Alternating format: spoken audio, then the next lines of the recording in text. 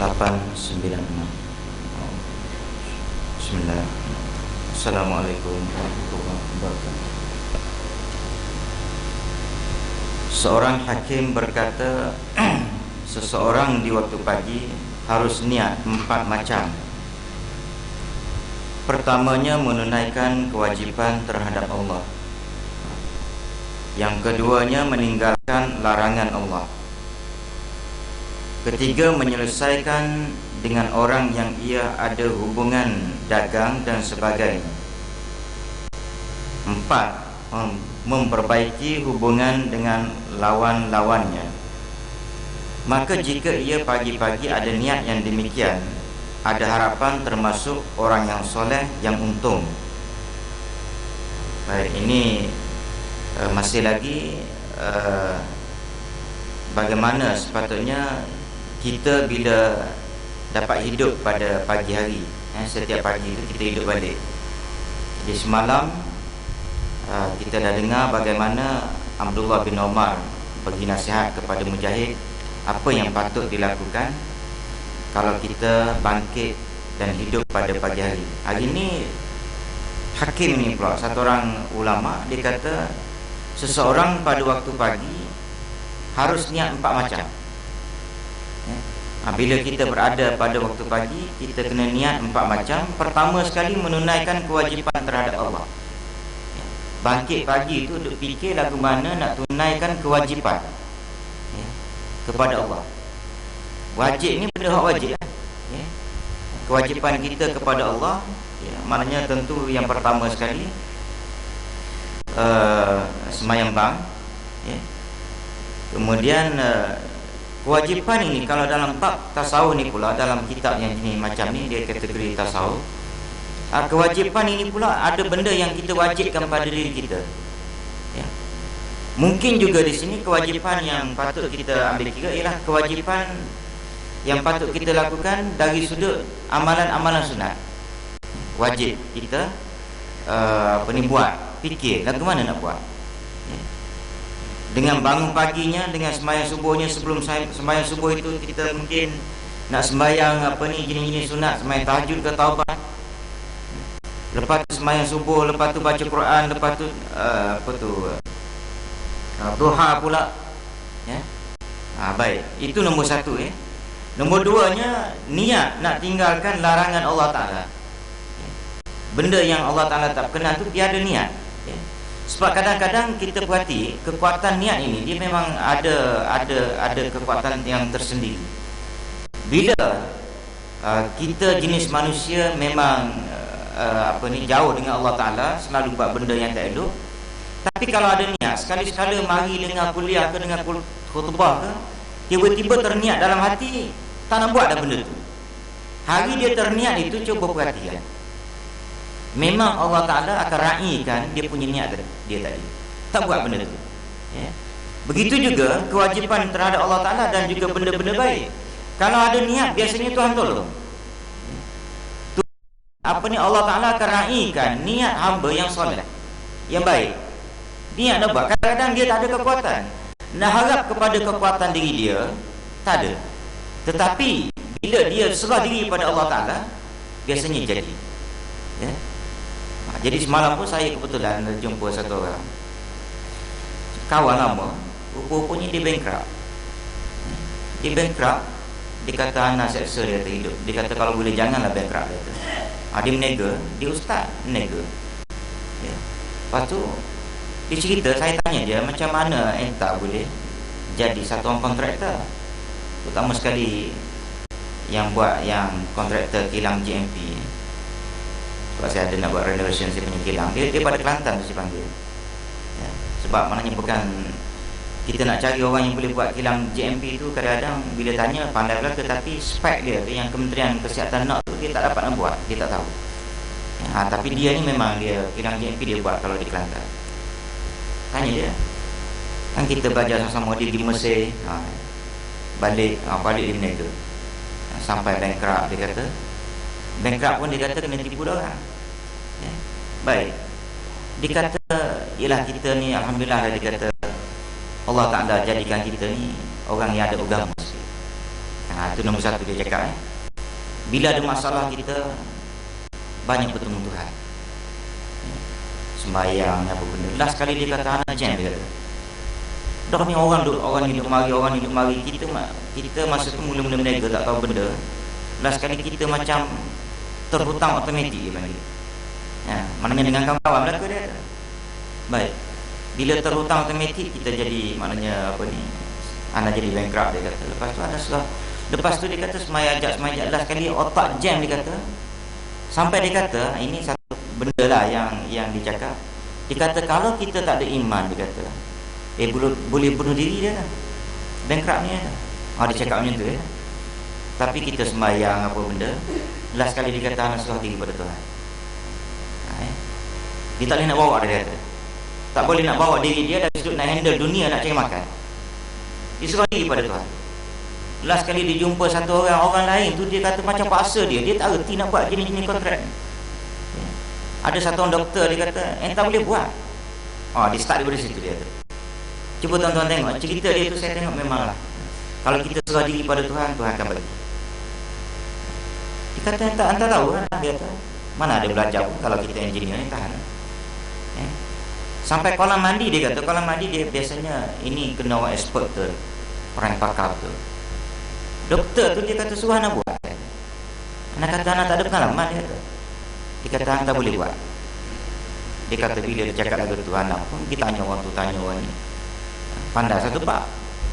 Lepas tu lain-lain macam apa ni, benda-benda lain sampai bangunan apa semua dia boleh buat semua. Bila dia kata anak tengok kekuatan anak, dia kata masa tu bila anak serah diri, anak tak boleh buat apa dah.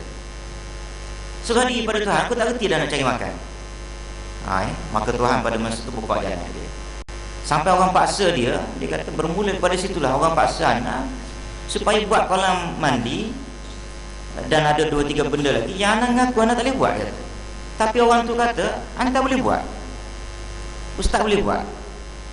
Masa itulah dia naik balik. Jadi ini sebab tu saya kata kekuatan kita ni bila kita serah diri pada Allah Ta'ala, Allah Ta'ala akan jaga terus. Tapi nak dapat orang panggil rasa tawakal itu yang payah. Rasa tawakal itu yang payah. Kadang-kadang kita berasa pandai lagi, kita go jalan jam, berasa pandai lagi, jam tu dah pandai, berasa pandai lagi.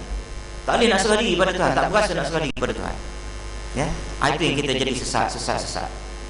Tetapi bagi orang yang ada, kadang-kadang kita lupa maknanya nak serah diri pada Allah Ta'ala ni lupa. Pasal apa lupa? Kita tak mari kuliah. Tak ada ingatan kita pada Allah Ta'ala, tak dengar benda-benda lagu ni, maka kita pun berasa kita pandai. Kita pun terus-menerus jam. Baik. Yang ketiga, menyelesaikan dengan orang yang ia ada hubungan dagang dan sebagainya. Kita mungkin ada perniagaan, ada urusan dengan manusia. Urusan dengan manusia disebut di sini dagang. Tapi kita tak nak maknanya nak apa ni, nak ikat dengan perkataan dagang saja.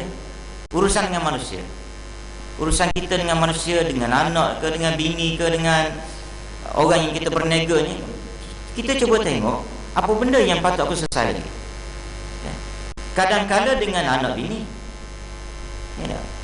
anak kita tidak bagi apa ni kata makan minum yang terbaik untuk dia. Bini, kita tak bagi orang panggil hak dia yang sepatutnya. Isteri tak bagi hak yang sepatutnya pada suami. Benda yang kata tak bagi yang sepatut tadi, tak bagi yang sesuatu yang sepatutnya dia bagi kepada orang lain, sama ada kepada isteri, kepada suami, kepada anak tadi, anak kepada ayah. Benda ni benda yang dah berlaku. So kita bila kita ada niat nak beki, maknanya untuk apa dia? Untuk yang ke depan. Ke depan ini aku nak beki. Anak nak beki hubungan dengan ayah, ayah nak beki hubungan dengan anak. Suami nak beki hubungan dengan isteri, isteri nak beki hubungan dengan suami. Untuk bila? Untuk ke depan. Ni pagi ni, hari ni, paling tidak hari ni 2-3 hari cantik, tak apa. Lepas tu lepas hari masuk ke hari keempat, kelima, dah tak bincang bab ni, kita lupa balik, tak apa. Dia akan jumpa balik. Sebab yang mengingatkan kepada kita supaya kita dengan manusia kena baiki hubungan. Apatah lagi yang berkaitan dengan hubungan dagang yang kadang-kadang ada yang kurang, ada yang dalam bentuk hutang ke dalam bentuk kurang dan sebagainya lah. Dan empat, memperbaiki hubungan dengan lawan-lawan. Empat ni lagi payah. Cuba fikir pagi ni siapa yang agak-agak yang setuju dengan kita. Jadi dalam agama ni dia ajar hak mana duduk berseteru dengan kita ni, kita cubalah belah kita, belah dia jangan kira. Sebab saya dah banyak dah cerita benda ni, pengalaman saya pun banyak. Kadang-kadang kita nak cuba dia tak boleh, tapi lama-lama tuan-tuan manusia akan tewas. Tak payah banyak, jumpa je bagi salam. Kadang-kadang mungkin dia ada kelas berniaga ke ataupun kelas keluarga ke apa benda. Jadi kita bagi salam last kali dia kalah. Last kali dia akan tunduk pada kita dan dia akan mesra balik dengan kita. Jadi kalau boleh kita buat lagu tu. Dan kita sendiri bila sebut maknanya memperbaiki hubungan dengan lawan-lawan ini, kita sendiri ni, kita yang mendengar ni, jangan ada permusuhan dengan manusia.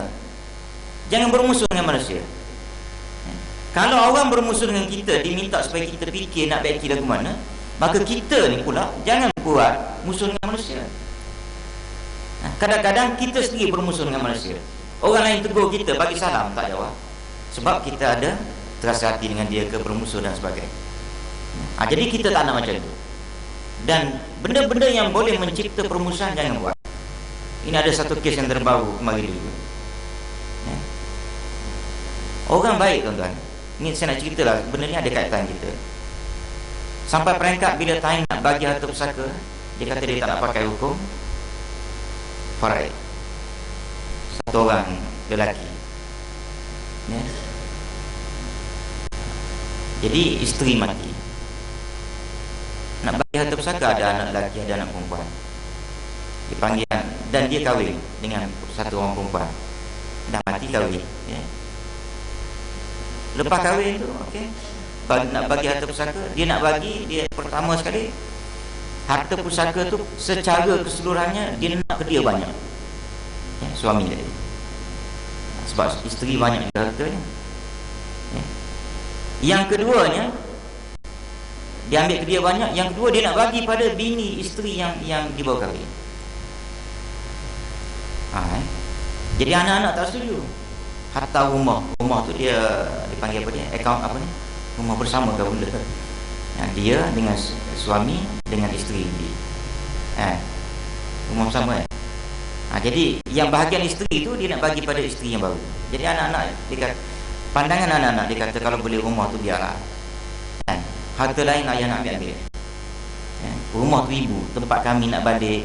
Tapi bila dah dapat pada pada isteri yang baru dikahwin, jadi rasa anak-anak macam duduk rumah orang lain.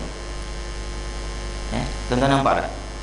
Bila dia tolak hudud faraid, baik, dia kata dia takut mati nanti isteri baru dia tadi dia duduk mana. Saya bagi pandangan, saya kata gini, kalau fikir lagu tu, bahagian dia tu kata dah dia dapat 100,000, dia beli satu rumah untuk isteri dia tempat lain. Dengan duit 100,000 tu ada tempat boleh dapat. Dia tak nak juga nak pakai tu. Dia kata nak replace isteri dia yang baru tu, duduk di ambil bahagian isteri dia yang meninggal dunia. Jadi saya beritahu pada ini anak dia yang cerita pada saya, macam mana nak selesai. Jadi saya kata gini, kalau ayah nak buat lagu tu, dia bagi hujah di mana isteri nak duduk. Pertama, beli tempat lain. Kalau dia tak boleh nak terima, dia bagi hujah tu juga. Cakap ke dia kalau ayah mati. Kalau berani cakap lah, saya kata, kalau ayah mati maknanya isteri tu boleh jadi dia kata dia nak ambil semua rumah. Lepas tu dia kahwin pula orang lain, habis. Isteri tadi muda kahwin dengan orang lain, habis anak nak duduk mana? Ini maknanya tuan-tuan, bila kita menolak maknanya pandangan Allah Ta'ala. Kalau ikut pandangan Allah Ta'ala cantik. Saya dah ajar sebab saya ada pengalaman faraid ini, sebab terlibat dengan amanah raya. Jadi cerita Ayah dia tak nak juga, dia telefon ayah dia tak nak pakai. Last kali saya kata, saya beritahu pada anak dia lah, tengok kehidupan ayah. Dia tak boleh lari dah tuan-tuan. Kalau orang ambil harta orang lain, sebab sekarang dia mengambil harta, kalau anak redha tak apa, tapi majoriti anak tak redha. Cuma ayah pasal dia macam terpukau sekejap, macam tak percaya. Ayah baik, semayang bagus, jaga semayang banget, ya. Jadi benda ni tuan-tuan, harap-harap tak, maknanya bila benda ni berlaku pada kita, jangan kita buat, ya. Maknanya kesian pada budak-budak, anak kecil-kecil, ya. Anak maknanya hak besar tu adalah ada hak kecil. Jadi tak kena, cara pembagian dia tak kena. Dan saya rasa ini yang kita kena elakkan. Dan bila berlaku begitu, kaitan dia dengan ni ialah kita mencipta lawan, musuh dengan anak-anak kita sendiri. Dan saya duk rasa lah, saya tak tahulah, ini pengalaman lepas, yang saya duk perhati orang-orang yang silap pembagian harta ni, saya duk rasa dia akan disisihkan oleh anak dia. Harus anak dia tak balik ke rumah dia. Kalau balik pun orang panggil setahun sekali, ya, raya mungkin balik jumpa, duduk rumah homestay. Saya duk rasa lah, ya, dia akan jadi macam tu, ya, sebab dia berkeras. Dan hak perempuan tu pula, isteri dia tu, katanya anak dia kata, saya tanya dia, habis mak tiri tu nak? Dia kata mak tiri pun tak nak sebenarnya, tapi ayah nak lagu tu, ya. Baik. Jadi ini dipanggil mencipta musuh, ya. Baik. Hakim ni kata, kalau pagi-pagi ada niat macam ni, dia kata ada harapan. Dia masih lagi ada harapan. Ada harapan termasuk orang yang soleh yang untung. Jadi kita ni memang nak jadi orang yang soleh. Jadi kalau nak jadi orang yang soleh, antara benda yang kita kena buat pagi-pagi dari sudut perasaan, kita tak bincang lagi dari sudut perbuatan. Ini dia baru start perasaan kita. Semalam kita bincang apa perasaan dia. Perasaan kita, dia kata kamu bila bangkit pagi, kamu jangan berasa boleh pergi sampai ke petang, ya? Dari sudut perasaan. Hari ini dia kata kamu kena ada niat nak buat baik, nak amalkan apa yang Allah Ta'ala suruh buat, Tuhan tu jangan buat. Kemudian dengan manusia yang bermusuh kita cuba rapat, kemudian kalau ada hubungan dengan manusia yang mana kurang-kurang tu, kita cuba baiki, terutama sekali hubungan dagang, ya. Jadi ini yang patut kita buat pada pagi hari lah, bila Allah Ta'ala takdirkan kita hidup setiap pagi. Bismillahirrahmanirrahim. Alhamdulillah. Wassalatu wassalamu ala asyrafil anbiya. Allahumma ighfir lana dzunubana wa liwalidayna warhamhum wa li jami'il muslimina wal muslimat. Allahumma